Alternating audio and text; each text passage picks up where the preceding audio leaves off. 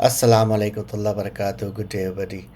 MS Excel classes में आप सबका खैर मकदम है। और आज हम पहला लेसन लेसन वन यानी फ़र्स्ट लेसन जिसका टॉपिक है starting with Excel.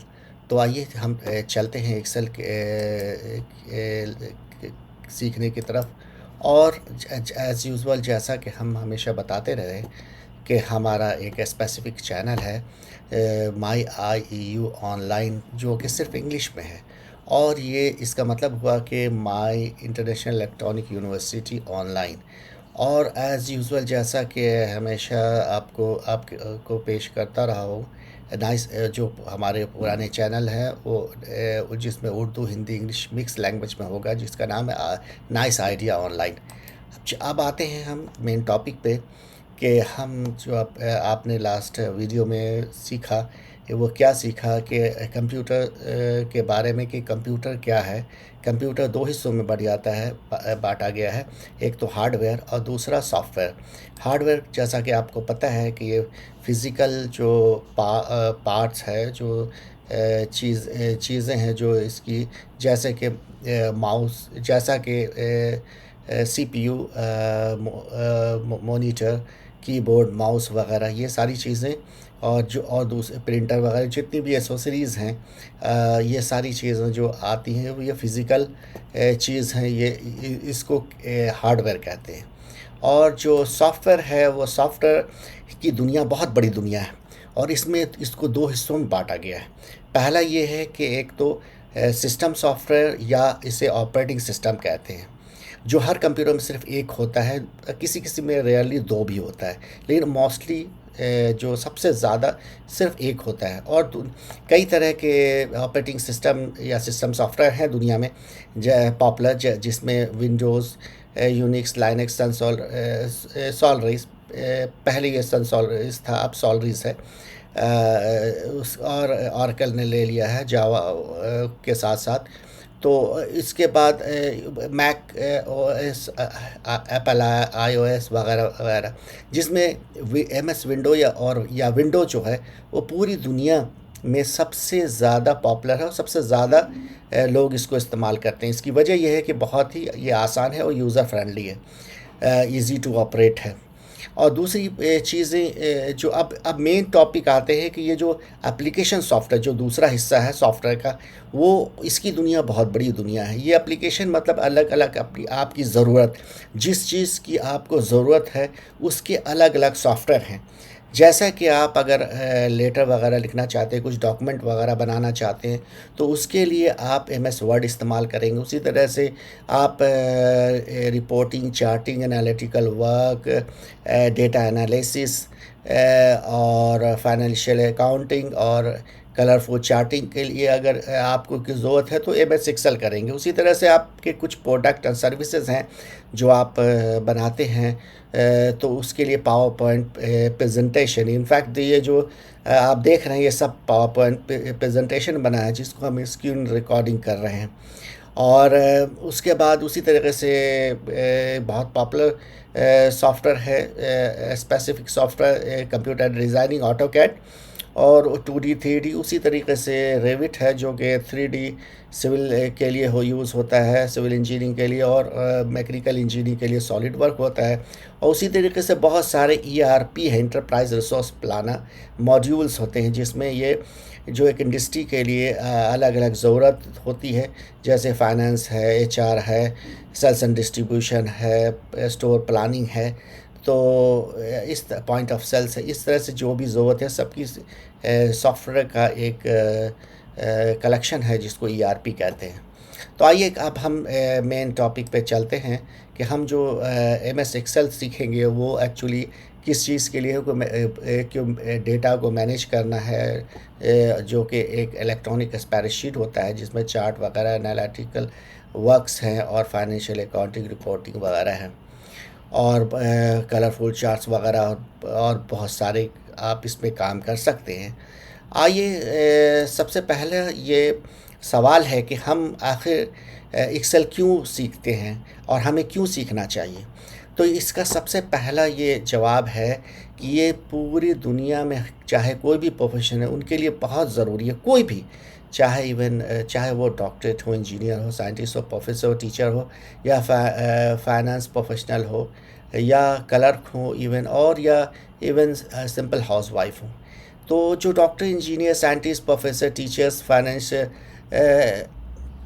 Financial professionals, clerks वगैरह जो हैं, वो इसको data analysis, reporting, financial reporting और बहुत सारे तरह के रिपोर्ट्स बनाने के लिए, कलरफुल चार्टिंग के लिए इस्तेमाल करेंगे। और जो इवन सिंपल हाउसवाइफ ये अपने घर के एक्सपेंसेस को के चार्ट्स वगैरह को मॉनिटर करने के लिए और दूसरे या उसको मैनेज करने के लिए, या फिर कुछ नहीं तो अपने वर्क शेड्यूल को मैनेज करने के लिए इसको इस्तेमाल कर सकती है। उसके बाद दूसरा इसका ये है कि बेनिफिट्स ये है कि ये सबसे ज़्यादा यूज़र फ्रेंडली है। मतलब ये बहुत ही आसान है सीखने में, और ये बहुत पावरफुल सॉफ्टवेयर है। और इसमें हर तरह का यानी एक इलेक्ट्रॉनिक स्प्रेडशीट है, और एक फिजिकल शीट नहीं है, स्क्रीन पे होता है, तो इलेक्ट्रॉनिक स्प्रेडशीट है। इसमें चार्टिंग, एनालिटिकल वर्क्स है और रिपोर्ट जनरेशन वगैरह है। और ये सबसे बड़ी बात है कि दुनिया के सबसे आसान सॉफ्टवेयर है, कोई भी इसको सीख सकता है। बस आपको थोड़ा सा ध्यान देना है और गौर से पहले शुरुआत में सीखने की ज़रूरत है। तो ये सबसे ईजीएस्ट सॉफ्टवेयर है। उसके बाद इसमें ये एक खूबी है कि ये इजी टू मैनेज है, इसको मैनेज करना बहुत आसान है। इसमें data validation, correction, import export वगैरह और आपके जो पर्सनल या प्रोफेशनल डेटाज़ हैं उनको मैनेज करना बहुत आसान है। तो ये बहुत बड़े तादाद में तो डेटा नहीं करता, लेकिन एक बहुत अच्छे खासे बड़े तादाद में कर लेता है एवरेज। लेकिन जो बहुत बड़े तादाद में है उसके लिए रिलेशनल डेटाबेस मैनेजमेंट सिस्टम होता है, जिसे RDBMS कहते हैं, जैसे कि ओरेकल है और MS SQL है, साइबेस वगैरह है। तो आइए अब हम चलते हैं कि इसको हम स्टार्ट कैसे करेंगे। स्टार्ट करने के लिए हमें माउस का जो राइट बटन है इसको हम प्रेस करेंगे। जब प्रेस करेंगे स्क्रीन पे तो ये हमें एक मेनू आ जाएगा। मेनू में हम न्यू करेंगे, न्यू में फ़ोल्डर है, तो ये फ़ोल्डर क्रिएट करने के लिए है। आप चलिए आइए, आपको एप्लीकेशन भी नीचे दिख रहा है सारा। ये फहरिस्त है, लिस्ट है। इसमें आप जो चाहें उसको सेलेक्ट करेंगे तो वो एप्लीकेशन खुल जाएगा। जैसे कि हमें MS एक्सेल खोलना है तो एक्सेल क्लिक करेंगे तो एक्सेल शीट खुल जाएगा। उसी तरीके से अगर आप विंडो ऑपरेटिंग सिस्टम पे काम कर रहे हैं या आपके कंप्यूटर में है, तो आप PC में है या लैपटॉप में है, तो आप यहाँ पे विंडो आइकॉन देखेंगे किनारे में, नीचे में लोअर लेफ्ट में। आप इसको क्लिक करेंगे तो एक मीनू आ जाएगा। ये मीनू में लिस्ट है, फहरिस्त है सॉफ्टवेयर के, और इधर MS ऑफिस है। इसके MS ऑफिस में जो जितने सारे सॉफ्टवेयर्स हैं उनके लिस्ट हैं। उसमें आपको एक्सेल करना है, एक्सेल क्लिक कर लेंगे, वर्ड करना है, वर्ड करेंगे। तो हमें एक्सेल करना है, एक्सेल करेंगे तो आ जाएंगे। उसी तरीके से अगर आपके पास मैकबुक है तो आप जस्ट ऐप विंडो पर क्लिक करेंगे। जब आप ऐप विंडो करेंगे तो आप यहाँ पे देखेंगे ऐसा आएगा। ये बहुत सारे ऐप्स के शो करेंगे। इसमें से आप एक्सेल देखेंगे, ये जैसे ये एक्सेल है तो इसको डबल क्लिक करेंगे तो खुल जाएगा। और अगर आप कहीं नहीं मिल रहा है एक्सेल तो EX करेंगे तो आपको EX से जो शुरू होता है, जैसे एक्सेल पहले में आ गया, ये एक्सेल आ गया। तो आप और अगर नहीं मिल रहा है तो EXC कर दिए तो फिर दिख रहा है। तो ये इस तरह से आप सर्च कर सकते हैं, और जब मिल जाए तो क्लिक करेंगे तो ये ओपन हो जाएगा। जब ये ओपन हो जाएगा तो आपको जो विंडो मिलेगा वो इस तरह का विंडो मिलेगा, जो भी मैं बताने वाला हूँ। अब इसमें क्या है, पहला जो है ये मीनू बार है। ये इसमें क्लिक करेंगे तो अप डाउन मीनू बहुत सारे आ जाएंगे, जिसमें बहुत सारे चीज़ों के टास्क हैं जिनको आपको करना होता है, जो बहुत ज़रूरी है। उसके अलावा ये जो बार है इसको टूल बार कहते हैं। इसमें टूल्स हैं, इसमें फ़ॉन्ट के लिए हैं, फ़ॉन्ट साइज़ के लिए हैं, कलर्स हैं, सेल के, सेंटर अलाइनिंग है, लेफ़्ट अलाइनिंग, राइट अलाइनिंग है, तो और यहाँ पे मर्जिंग है, और ये सारे फार्मूलाज़ हैं, और यहाँ पे फ़िल्ट्रेशंस हैं, ये सारी चीज़ें हैं। उसी तरीके से ये जो है ये जो है छोटे छोटे ब्लॉक देख रहे हैं, ये एक सेल है। और ये जो आप ये वर्टिकल में है, इसको हम कॉलम कहते हैं। ए बी सी डी ये सारे कॉलम्स हैं, और ये है, ये रोज़ हैं। इसको एक एक रो, 1 2 3, 1 रोज़, 2 रोज़, 3, ये रोज़ हैं, ये रिकॉर्ड्स हैं। और ये जो है यहाँ पे जो सेल बॉक्स है, इसके सेल नेम्स यहाँ पे हैं। और ये जो है फार्मूला बार है, या कंटेंट बार है, सेल वैल्यू बार है। जो आप सेल में होगा वो यहाँ पे डिस्प्ले करेगा। उसके अलावा यहाँ पे आप फार्मूलाज वगैरह भी टाइप कर सकते हैं, एडिट कर सकते हैं, ताकि आप जो भी टास्क है इसके रिलेटेड काम करें। आपको ये भी बताता चलूँ कि ये इसको इलेक्ट्रॉनिक स्प्रेडशीट कहते हैं। एक शीट है जो इलेक्ट्रॉनिक है, यानी मॉनिटर पे है, फिज़िकली नहीं है। जब आप प्रिंट करेंगे तो ये फ़िज़िकल शीट आपको इसमें आपको प्रिंट होगा जो आप बनाएंगे। तो आइए अब हम इसको आपको लेके चलते हैं कि हम, जैसे कि ये आपने जब क्लिक करेंगे ऐप पे, यानी एक्सेल को सेलेक्ट करेंगे, तो आप ये एक्सेल शीट आ जाएगी।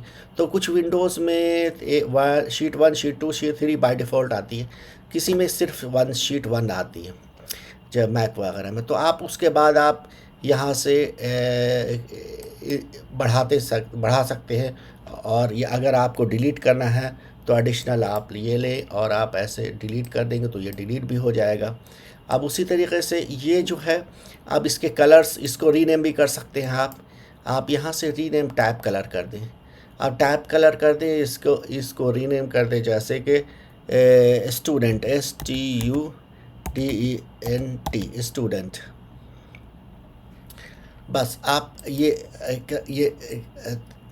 अनसेलेक्ट किया तो यहाँ पे ये टाइप हो गया। अगर आप चाहें तो इसको फिर राइट प्रेस करें और इसके टैब कलर लें, तो इसके टैब कलर्स चेंज कर सकते हैं। अब आइए, ये तो शीट है। अब यहाँ पे जो है ये सेल है, ये जो है ये सारे कॉलम्स हैं, और इसको कॉलम कहते हैं A to Z, then A B A C।